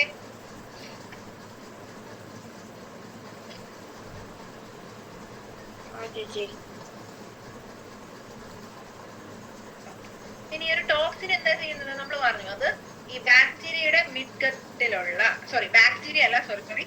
നമ്മുടെ ഇൻസെക്റ്റിന്റെ മിഡ്ഗട്ടിലുള്ള എപ്പിത്തീലിയൽ സെൽസ് എന്ന് പറയുന്നത് ലൈനിങ് സെൽസ് അല്ലെ, ഗട്ടിനെ ലൈൻ ചെയ്യുന്ന എപ്പിത്തീലിയൽ സെൽസുമായിട്ട് ബൈൻഡ് ചെയ്ത് അതിൽ പോർസ് ഉണ്ടാക്കും, സുഷിരങ്ങൾ ഉണ്ടാക്കും. അങ്ങനെ അവിടെ സെൽസ് സ്വെല്ലിങ്ങും അതുപോലെ തന്നെ ലൈസിസ് എന്ന് വെച്ചാൽ സെല്ല് ഡിസ്ട്രോയ് ആയി പോകുന്ന പ്രോസസ്സിന് പറയുന്ന പേരാണ് ലൈസിസ്. സോ സെൽസ് സ്വെല്ല് ചെയ്ത് ലൈസിസ് സംഭവിച്ച് ആ ഒരു ഇൻസെക്റ്റിന്റെ ഗട്ട് ഡിസ്ട്രോയ് ആവും. അങ്ങനെ അത് ഡെഡ് ആവുകയാണ് ചെയ്യുന്നത്. സോ BT ടോക്സിൻ ഇങ്ങനെയാണ് പെസ്റ്റ് റെസിസ്റ്റൻസ് അച്ചീവ് ചെയ്യുന്നത്. പിന്നെ specific BT toxin genes were isolated from Bacillus thuringiensis and incorporated into several crop plants such as cotton. The choice of genes depend upon the crop and targeted pest. As most BT toxins are insect group specific, the toxin is coded by a gene CRYLAC named CRY. There are a number of them. For example, proteins encoded by gene CRLYAC and CRLAB control cotton bollworms, and that of CRYLAB control horn borer. So ഇത്രേ ഉള്ളൂ. നമ്മൾ പറഞ്ഞില്ലേ cry jeans അല്ലെങ്കിൽ CRYLAC എന്ന് പറയുന്ന jeans ആണ് ഈ ഒരു BT ടോക്സിനെ പ്രൊഡ്യൂസ് ചെയ്യുന്നത്. അത് തന്നെ പല ടൈപ്പ് ഉണ്ട്. കാരണം ഒരു ടൈപ്പ് ഓഫ് ഒരു ഗ്രൂപ്പ് ഓഫ് പെസ്റ്റിനെ അറ്റാക്ക് ചെയ്യുന്ന അല്ലെങ്കിൽ ഒരു ഗ്രൂപ്പ് ഓഫ് പെസ്റ്റിനെ അഫക്ട് ചെയ്യുന്ന ടോക്സിൻ തന്നെ മറ്റൊരു ഗ്രൂപ്പിന് വേണ്ടിയിട്ട് വർക്ക് ചെയ്യണമെന്നില്ല. സോ സ്പെസിഫിക് ആയിട്ടുള്ള ജീൻസ് പ്രൊഡ്യൂസ് ചെയ്യുന്ന സ്പെസിഫിക് ടോക്സിൻസ് ആണ് ഓരോരോ ഓർഗാനിസത്തിനെതിരെയും വർക്ക് ചെയ്യുന്നത്. സോ ഈ ഒരു ടോക്സിനെ കോഡ് ചെയ്യുന്ന ജീൻ ഏതാ? CRY1AC. ഞാൻ ഇത് എല്ലായിട്ടാണോ പറഞ്ഞത്? ഇത് 1 ആട്ടോ. സോറി. സോ ഇത് ശരിക്കും 1 ആണ്. CRY1AC എന്ന് പറയുന്ന ജീനാണ് ഈ ഒരു ടോക്സിന് വേണ്ടിയിട്ട് കോഡ് ചെയ്യുന്നത്. അതിൽ തന്നെ എത്രയുണ്ട്? 3 ടൈപ്പ് ഉണ്ട്. സോ CRY1AC ഉണ്ട്, CRY2AB ആൻഡ് CRY1AB. ഈ 3 ടൈപ്പ് ആണുള്ളത്. അതില് CRY1AC യും CRY2AB എന്ത് ചെയ്യും? കോട്ടൺ ബോൾവോംസ് എന്ന് പറയുന്ന ഒരു ഡിസീസസിനെ പ്രിവെന്റ് ചെയ്യും, ആ ഒരു പെസ്റ്റിനെ പ്രിവെന്റ് ചെയ്യും. പിന്നെ ക്രൈവൺ AB എന്താ ചെയ്യുന്നത്? കോൺ ബോറർ എന്ന് പറയുന്ന ഒരു പെസ്റ്റിനെ പ്രിവെന്റ് ചെയ്യുന്നതാണ് ക്രൈവൺ AB പ്രൊഡ്യൂസ് ചെയ്യുന്ന ടോക്സിൻ. സോ ക്രൈജീൻ, ക്രൈജീൻ എന്നാണ് നമ്മൾ അതിനെ പറയുന്നത്. അതിന്റെ സ്പെസിഫിക് ആയിട്ടുള്ള പേരാണ് Cry1AC, Cry1AB ആൻഡ് Cry2AB. ഈ 3 ജീൻസ് പറയുന്നത്. ഇവരാണ് ഈ ഒരു പ്രോട്ടീൻ ഏത് ടോക്സിൻ വേണം, ഏത് ഇതിനെ അഫക്ട് ചെയ്യണം ഡിറ്റർമൈൻ ചെയ്യുന്നത്. സോ ഫിഗർ 12.1 നോക്കിയാൽ നമുക്ക് കാണാം. ആദ്യത്തെ എന്ന് പറയുന്നത് ഒരു ബോൾവോം അഫക്ട് ചെയ്ത കോട്ടന്റെ പാർട്ടാണ്. പിന്നെ ബിയിൽ ഒരു ഫുള്ളി മെച്യൂർ ആയിട്ടുള്ള കോട്ടൺ ബോൾ. ശരിക്കും പറഞ്ഞാൽ ഇത്രയുമായിട്ട് ഗ്രോ ചെയ്യേണ്ട ഒരു കോട്ടൺ ബോളിനെ ഇത് അഫക്ട് ചെയ്തുകൊണ്ട് തന്നെ അതിന്റെ ഈൽഡ് തീരെ കുറഞ്ഞില്ലേ. സോ അതിനെ ഒക്കെ ഈ ഒരു പ്രശ്നമൊക്കെ സോൾവ് ചെയ്യാൻ വേണ്ടിയിട്ടാണ് നമ്മൾ ജനറ്റിക് എഞ്ചിനീയറിംഗ് വഴി BT ബാക്ടീരിയയിൽ നിന്നുള്ള ക്രൈജീനിനെ പ്ലാന്റിലേക്ക് ഇൻസേർട്ട് ചെയ്ത് അതുവഴി എന്ത് ചെയ്യുന്നത്? പ്ലാന്റിന് പെസ്റ്റ് റെസിസ്റ്റന്റ് ക്യാരക്ടർ കൊടുക്കുന്നത്. ക്ലിയർ ആണോ ഇത്?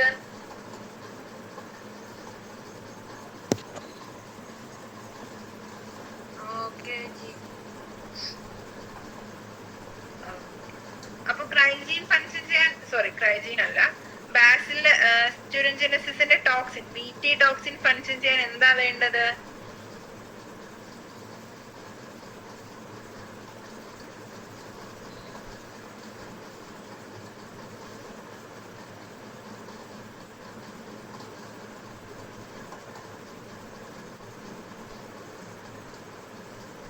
എന്താ വേണ്ടേ? എന്ത് കണ്ടീഷനാ വേണ്ടേ?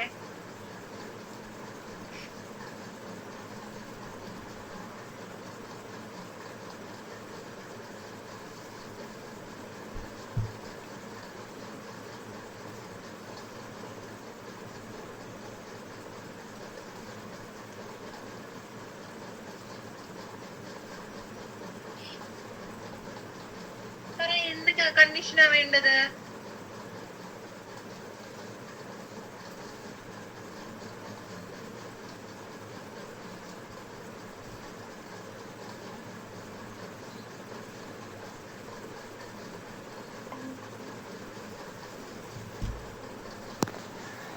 എന്ത് കണ്ടീഷനായിരുന്നു?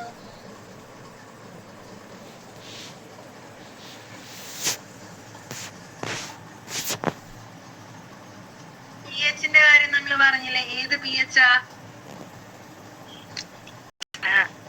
അസിഡിക്.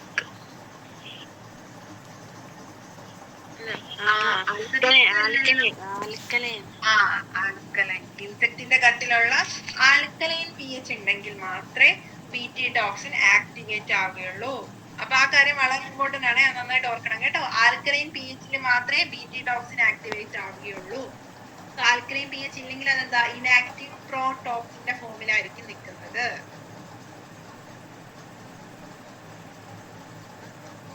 അപ്പൊ ആ കാര്യങ്ങളൊക്കെ ശ്രദ്ധിക്കുക കേട്ടോ. ബേസിക് എന്ന് പറഞ്ഞാലും കുഴപ്പമില്ല. രണ്ടും 7 പോലുള്ള pH ആണല്ലോ. പിന്നെ ആൽക്കലൈൻ എന്ന് പറയുന്നത് കുറച്ചും കൂടി എന്താ പറയാ സ്ട്രോങ് ആയിട്ടുള്ള എന്നൊക്കെ ശരിക്കും സത്യം പറഞ്ഞാൽ രണ്ടും 7 pHനെയാണ് പറയുന്നത്. പിന്നെ ഈ ബേസിക് എന്ന് പറയുന്ന സമയത്ത് ഈ സോളബിലിറ്റി ഒക്കെ അവിടെ നോക്കുന്നുണ്ട്. ലൈക്ക് ആൽക്കലി എന്ന് പറയുന്നത് വെള്ളത്തിന് സോളബിൾ ആയിട്ടുള്ള ബേസിസിന് നമുക്ക് ആൽക്കലി എന്ന് പറയാം. പക്ഷെ ഏതൊരു സബ്സ്റ്റൻസിനും 7-ലധികം pH ഉണ്ടെങ്കിൽ അത് ബേസിക് ആയിട്ടുള്ള സബ്സ്റ്റൻസ് ആയിരിക്കും. അപ്പൊ ബേസിക് ആയിട്ടുള്ളതെന്ന് വെച്ചാൽ കുഴപ്പമില്ല, നമ്മൾ അത്ര ഡീറ്റെയിൽ ആയിട്ട് നോക്കുന്നില്ലെങ്കിൽ ബേസിക് എന്ന് പറഞ്ഞാലും മതി കേട്ടോ.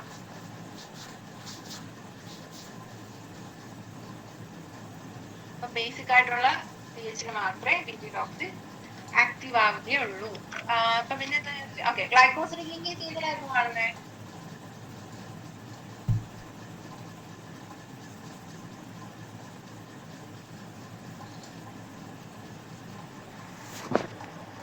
ഓക്കെ, ഏതിലാണ്? ന്യൂക്ലിയോസൈഡിലാണോ ന്യൂക്ലിയോസൈഡിലാണോ? ന്യൂക്ലിയോസൈഡ്. Very good. ന്യൂക്ലിയോസൈഡിനകത്ത് ആരൊക്കെയാ ഉള്ളേ?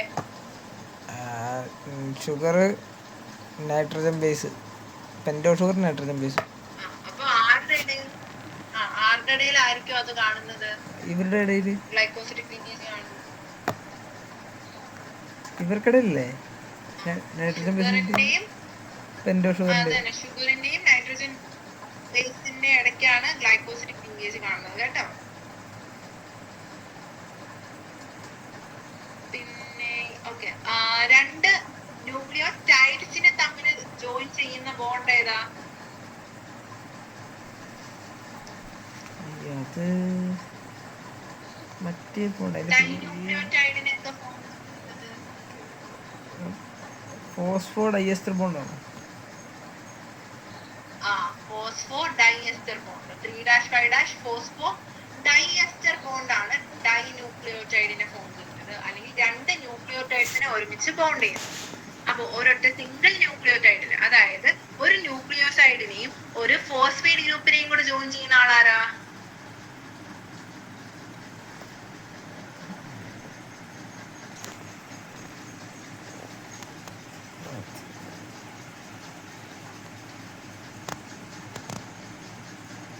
ഇപ്പൊ പറഞ്ഞതുമായിട്ട് റിലേറ്റഡ് ആയിട്ടുള്ള ടേം ആട്ടോ. ഇപ്പൊ പറഞ്ഞത് എന്താ? Phospho diester linkage. ഇതിൽ വരുന്ന ആരാ? Phospho ester linkage. അത് തന്നെ, phospho ester linkage. So phospho ester linkage ആണ് നമ്മുടെ ന്യൂക്ലിയോസൈഡിനെ ഒരു ഫോസ്ഫേറ്റ് ഗ്രൂപ്പുമായിട്ട് ലിങ്ക് ചെയ്യുന്നത്. രണ്ട് ന്യൂക്ലിയോസൈഡ്സിനെ ഒരുമിച്ച് ലിങ്ക് ചെയ്യുന്ന ആളാണ് ഫോസ്ഫോ ഡൈഎസ്റ്റർ ലിങ്കേജ്. അപ്പൊ ആ ലിങ്കേജ് മൂന്ന് ഓർത്തിരിക്കണേ.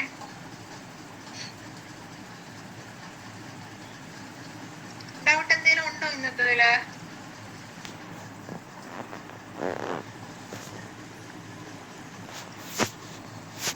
ഇല്ലേ ചേച്ചി?